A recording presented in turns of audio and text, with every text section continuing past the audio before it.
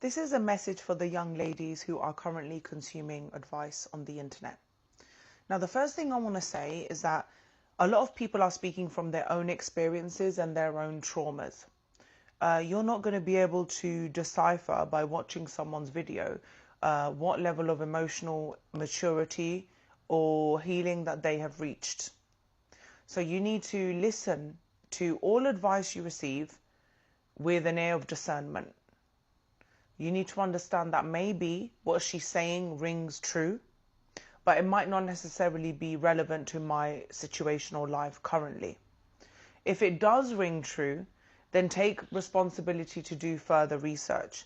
Please don't take someone's advice from one video and start blanket implementing that in your life, because everybody's life and everybody's journey is very individual. So take the information, take the parts that are relevant and useful to you, and expand on that, rather than only taking what other people say on board as a path to plan your life with. I've had my own journeys, other people have had theirs. Like for example, you got the sprinkle lady.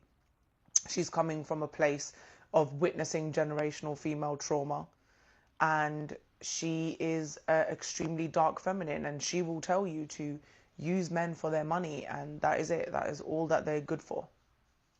Now, whereas some of her advice might sound really fun and good for a quick snap video, might not necessarily be the healthiest thing. So I do really try on my page to keep things as neutral as possible. And I talk about men in specifically lacking empathy, not because men are evil, some men are, but men, generally speaking, have not been taught how to understand the female experience, and therefore they come across as dismissive and evil. They come across selfish.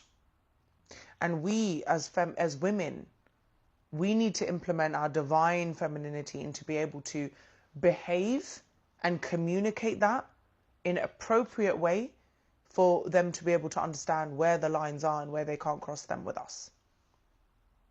But I also say that because instead of looking at your man across the room with puppy dog eyes and expecting to understand you, and I say that as someone that spent her last relationship swimming in tears, trying to get this person to understand how much this particular thing was destroying my soul.